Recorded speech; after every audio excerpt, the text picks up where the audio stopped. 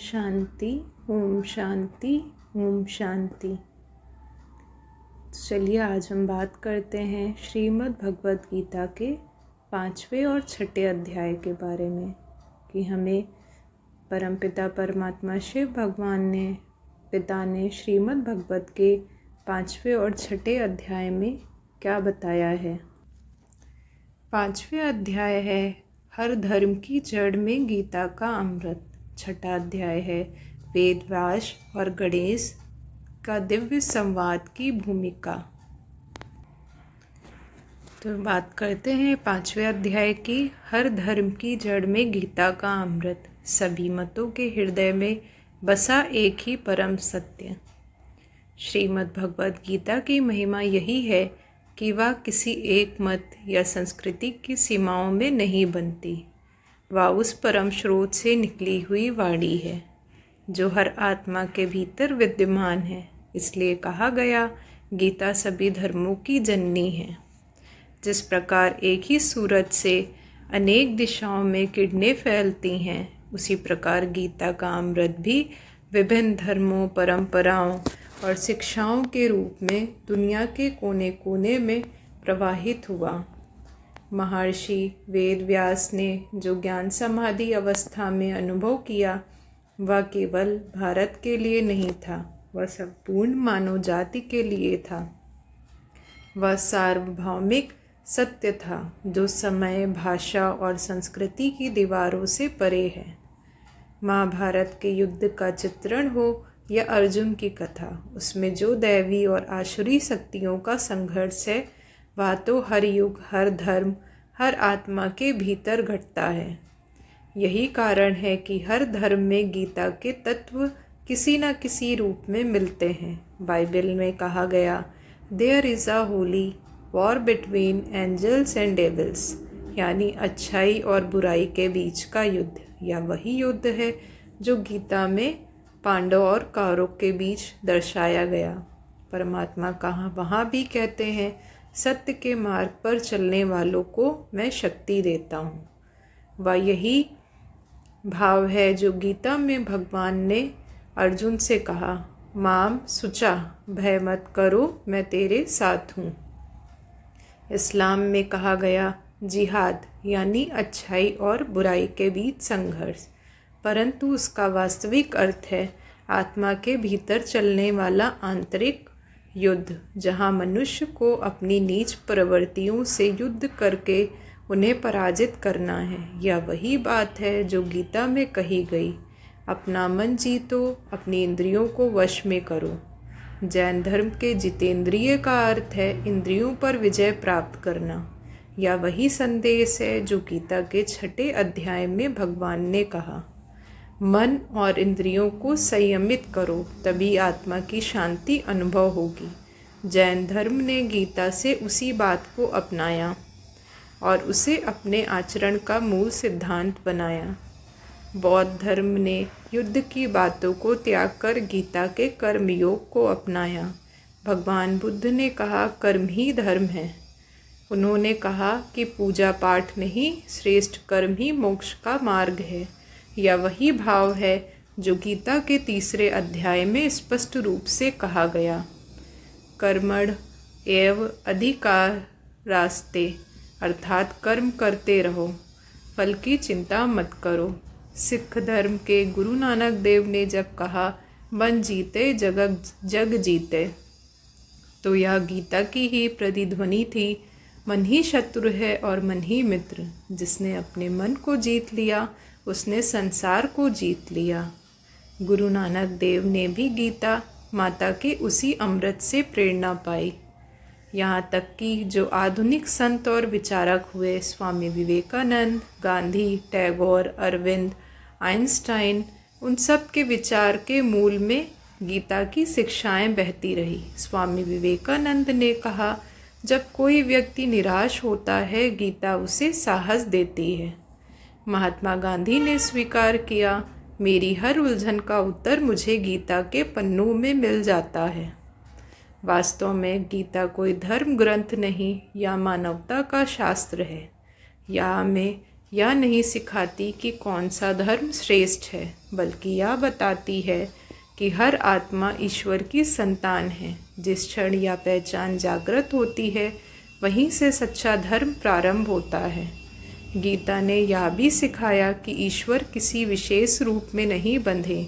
वह हर धर्म में, हर आत्मा में, हर मंदिर में किसी को वह अल्लाह कहकर पुकारता है, किसी को गॉड, किसी को वाहेगुरु, किसी को शिव, पर सत्य एक ही है, जिसे गीता ने परमात्मा कहा। यही कारण है कि गीता को सर्वधर्म समभाव का आधार माना गया। उसने सबको यह शिक्षा दी कि धर्म विभाजित नहीं करता, बल्कि जोड़ता है। ज्ञान का अर्थ है एकता को देखना, भिन्नता में भी ईश्वर को पहचानना। गीता का अमृत इतना गहरा है कि जिसने इसे पिया वह ऊंचा उठ गया, चाहे वह किसी मत, किसी पंथ, किसी भाषा से क्यों न जुड़ा हो। गीता का सार हर हृदय में बसता गया। यह वही मातृ स्नेह है जिसने संसार के हर धर्म को संस्कारों का वरदान दिया। इसलिए कहा गया, गीता माता सर्वधर्म जननी है। हर धर्म उसका पुत्र है, हर मत उसका अंश है और हर आत्मा उसकी संतान है। वह आज भी यही संदेश देती है, धर्मों में मत बटो, धर्म को अपने जीवन में जियो। सत्य, प्रेम, शांति, करुणा, यही मेरा धर्म है। गीता का अमृत हर युग में बहता है, हर धर्म में खिलता है और हर आत्मा को यह स्मरण कराता है, तू मेरा बच्चा है, मैं तेरे भीतर ही हूँ। ओम शांति, ओम शांति। चलिए अब हम चलते हैं 6ठे अध्याय पर, जिसमें बताया परमात्मा शिव ने वेद व्यास और गणेश दिव्य संवाद की भूमिका, कैसे परमात्मा का यह ज्ञान मानवता तक पहुँचा। श्रीमद् भगवद गीता का ज्ञान केवल एक कथा नहीं, या वह दिव्य प्रेरणा है जो परमात्मा से सीधे निकली, परंतु प्रश्न यह उठता है, यह अमृतमय वाणी मानव तक कैसे पहुँची? कौन बना इस ईश्वरीय संदेश का माध्यम? कहा जाता है कि महर्षि वेद व्यास उस समय गहन समाधि में लीन रहते थे। वे महान ऋषि थे जिन्होंने अनेक शास्त्रों और पुराणों की रचना की, परंतु जब वह समाधि में पहुँचे तो उन्हें वह दिव्य अनुभव हुआ जो शब्दों से परे था, अति सूक्ष्म, अति उज्ज्वल, अति अमर। उस समाधि अवस्था में उन्हें शिव परमात्मा का वह शाश्वत ज्ञान प्राप्त हुआ, वह ज्ञान जो मानवता को जागृत करने के लिए था। जब वह अपनी समाधि से नीचे लौटे तो मन में यह विचार आया, इतना ऊंचा ज्ञान मुझे मिला है, पर यह ज्ञान केवल मेरे पास रहे तो यह मानवता के लिए अन्याय होगा, या तो सबको मिलना चाहिए।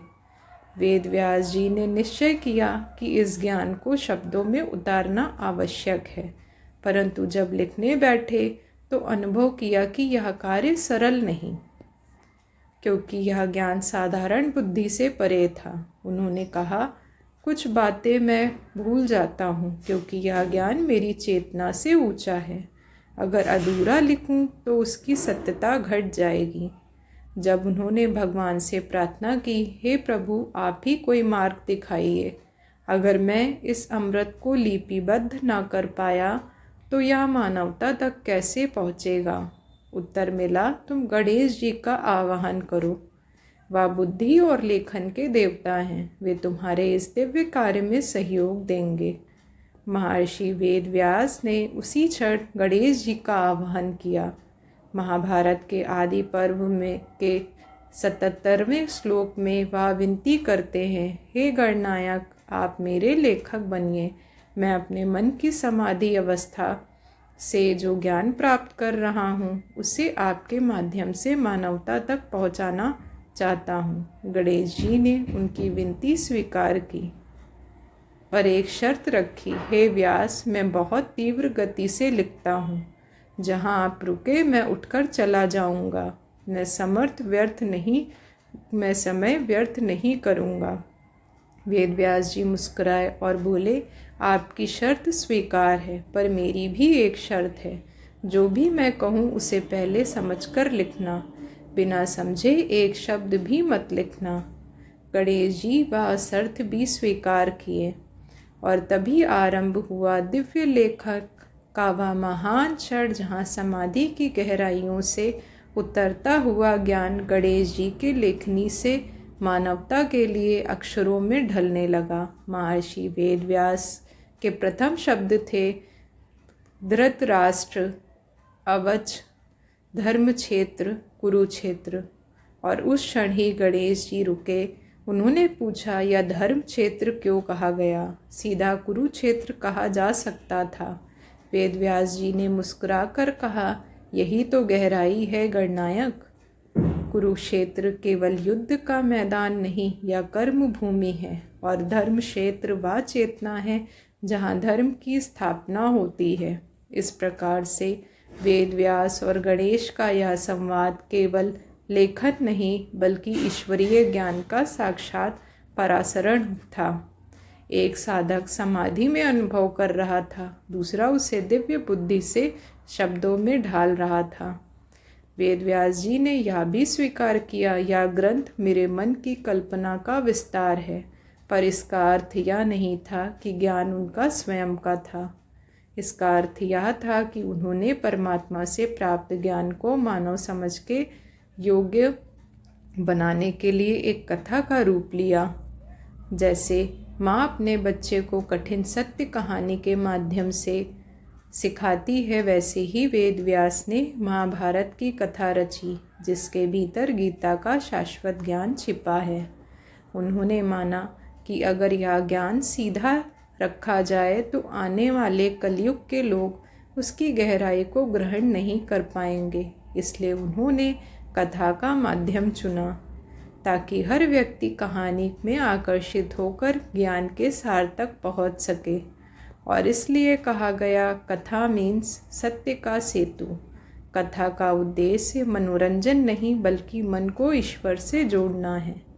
गणेश जी जिन्हें बुद्धि के देवता कहा गया, वे इस ज्ञान के लेखक बने क्योंकि केवल वही चेतना वेदव्यास की समाधि अवस्था को समझ सकती थी।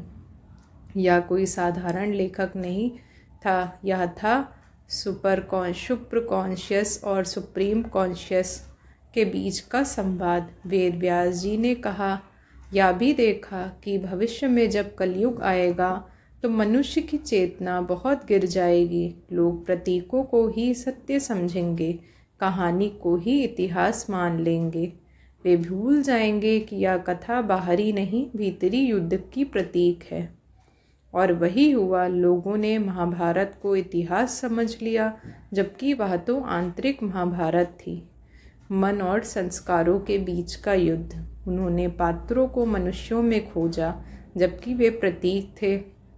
भीष्म व्रत का प्रतीक था, दुर्योधन अहंकार का, शकुनी माया का और अर्जुन आत्मा का। इस सत्य को आज बहुत कम लोग समझ पाते हैं, परंतु जब हम गीता को शिव की दृष्टि से देखते हैं तो सब स्पष्ट हो जाता है। यह वही ज्ञान था जो वेदव्यास को समाधि में मिला और गणेश के माध्यम से अक्षरों में ढला। वह ज्ञान आज भी जीवित है क्योंकि वह शब्द नहीं, ईश्वर की वाणी है। आज जब हम गीता के पृष्ठ खोलते हैं तो हमें वेदव्यास नहीं, स्वयं शिव बोलते हैं। गणेश की लेखनी स्थिर हो जाती है और शब्दों में उठती है वह मधुर ध्वनि, भगवान वाच, वह वाणी जो सृष्टि की शुरुआत से अब तक हर आत्मा को पुकार रही है। तू मेरा अंश है, उठ अपना कर्तव्य निभा, मैं तेरे साथ हूँ। ओम शांति, ओम शांति, ओम शांति।